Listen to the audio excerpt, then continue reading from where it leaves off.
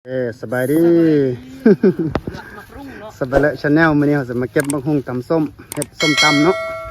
เบิ่งโอ้ส่งโจรอีกบ่พอยังเป็นลักมะฮุ่งอีกเบิ่งไหมตำสูง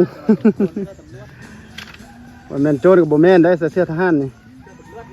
ตำรวจวะอ๋อนี่สิมะฮุ่งบึกได้ละเต้กันนึงต้นสูงเดี๋ยวจะไปตำลาวเนาะตำปูมากับบุมีปูใส่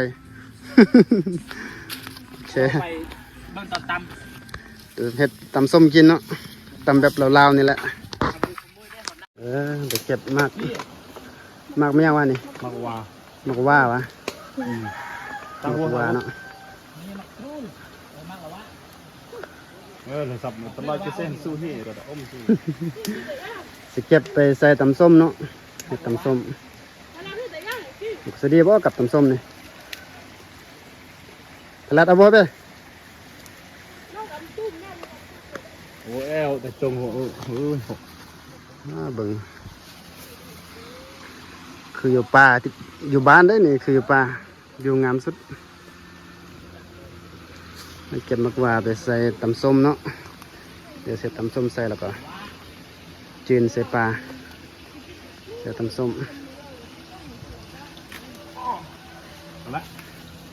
จักหน่วยโอ้คักนายเติบหลายเติบเนาะ บ่เติบกับบ่เซา ไล่แล้วก็เติบ พาจะเป็นเสียบตำส้มนี่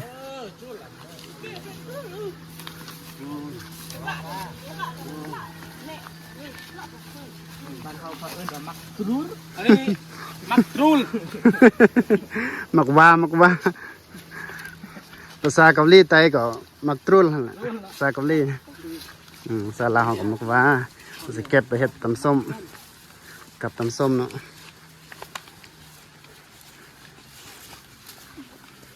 เบิ่งซอกเครื่องปรุงก่อนตู้เย็นโอ้มีอย่างไรอันนี้ก็ตำส้มเนาะตำโดนละเต้นี่คือสิบแซ่บละกระตำมักนาวดูมักนาวเลยหน่วยเดียวอันนี้ปลาแดกวะตัวเกมเมื่อกี้แดกอ่ะกะปิอย่าทำกะปิมีบ่กะปิเดี๋ยวเราจะมาตำเครื่องปรุงใส่มะเขือใส่เต้น้ำปูมะเขือเอาสักนิดเนาะบุกคอใส่อีกใส่หลายเสียบหลายเอาเผ็ดๆเลยใส่เกลือ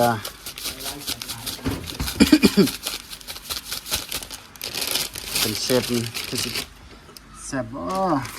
เสร็จเป็นนัว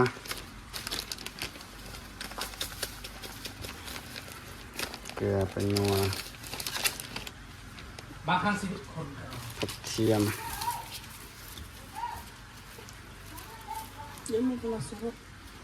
ผงชูรส ผงชูรสนี่มันไทยเราเป็นนัวแปงขนัวเนาะเราเรียกแป้งขนูเราเรียกแปงขนัวตัดกองหน้าแล้วนะใส่กระเทียม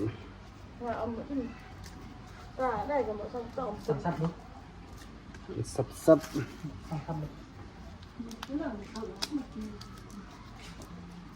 กล่องใบแกงมันได้นะ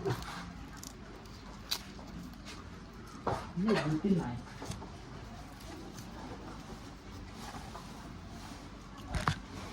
นี่เป็นเซฟกระทะเล็กกันนี่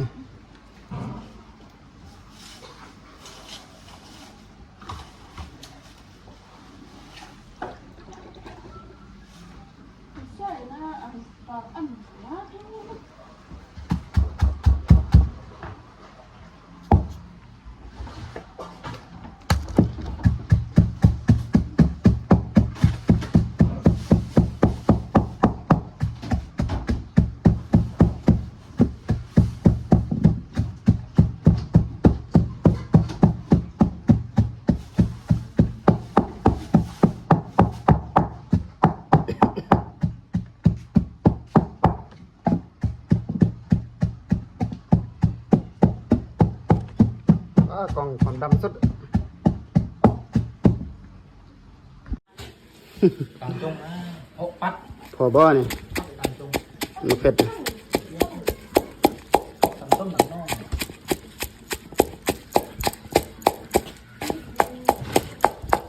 เดินไทยเลย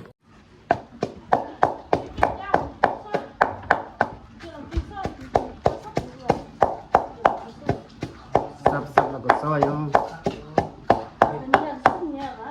มีทั้งที่สร้อย ป้าเผ็ดกันทานไส้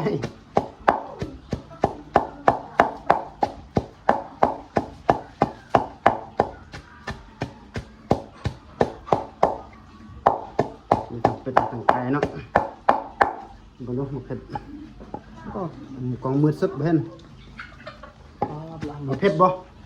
จาน เผ็ดเลย เผ็ดๆเด้อวะ ครับ เอาเลยปากลำบากตูดนะแซ่บบ่แซ่บอยู่กับคนซอยมักหุ่งได้เนาะบ่เกี่ยวกับคนตำตำเครื่องปรุงก็มีตำแล้วละบ่ได้ซอยเอา มาใส่เครื่องปรุง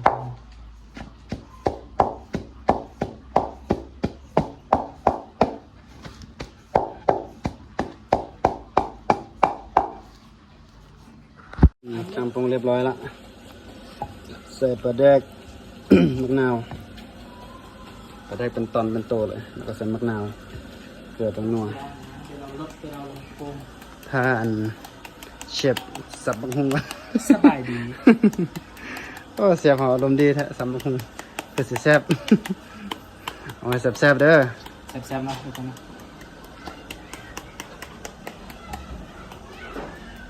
เห็ดยังเห็ดเมนูยังตำส้มแล้วก็เจียนปลาวะตำส้มแล้วเด้อ ตำทอดปลาอีก พี่น้องมาแซ่บๆนำกันเนาะเข้าเบ็ด จะได้โอเคป่ะตำส้มบิสมิลลาห์ติ ลองมาดูฝีมือนี่ ปั๊บมักสิบเป็น เค็มเกลือกัน ไอ้ยะ อร่อย น้ำตาล อร่อย เอาละ เข้ม ตีอมดู โอ้โห เข้มที่สุด อมจูนเลิศกัน แหน่ปลามันยัง อย่าเตะระนิบตักมา มีช่องหัวเนาะแต่จะก็ เข้มแบบนี้มาเด้อกินน้ำส้มน้ำกันเด้อ ปลา แซ่บนำกันเนาะทุกคนเนาะ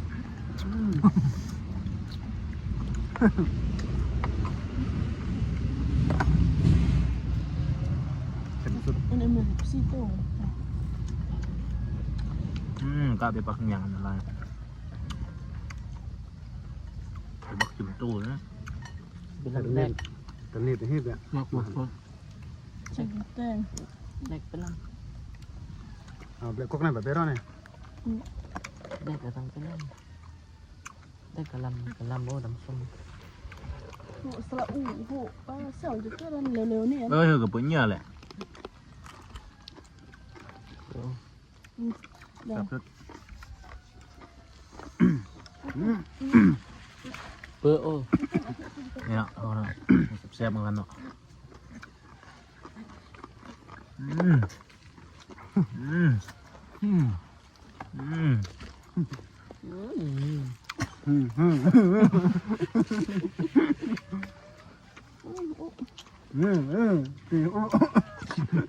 ทุกคนมาหา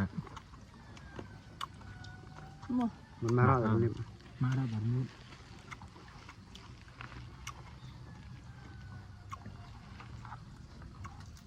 ทำอะไร ตอนนี้ไง แต่มันเป็นวิวแต่มันเป็นรัก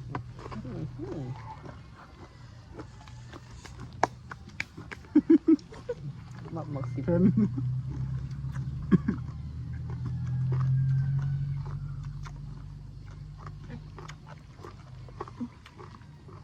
ใส่ให้เราปลูกละกะเลยปลูกกะเยอะเลยนะบิ๊กอมกันเลี้ยงเลย มาเถอะ เสียบกันแล้ว สับเอาคันโตโต ตอนใหญ่ มาเล่นที่กันดี มาหนูมา เบิ่งตำส้มเมื่อกี้ หมดไปเรียนนะหมดไปเรียน เบิ่งคนนี้เด้อลักบักฮุ่งเมื่อกี้นะฝีมือคนลักบักฮุ่งเมื่อกี้ เอาหมูกับมาอันนี้อด ลำกะ บรรยากาศแคมป์น้องเนาะคนเนาะ แถมของหมูแดแถมน้องเด้อ แซ่บบ่เสี่ยว แซ่บๆเนาะนี่เนาะ คำใหญ่ๆโอ้นะ อืม แซ่บหลายกินให้หมดเด้อป้าอหย่างป่านี่ จืดปลาปลาเป็นส้มโอ้กด เดี๋ยวเรากำไทยแอบอาทิตย์ คำว่าจาง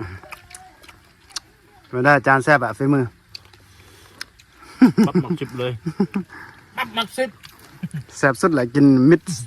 เบาๆยังแสดงว่าแซ่บ ปักหมักชิบเลยพี่น้องฟองไปสุขุน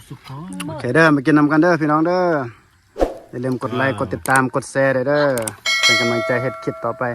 กาแฟเค็ม เมื่อหน้าขอเจอกันไหมเนาะ เจ้า โอเคบ๊ายบาย กาแฟ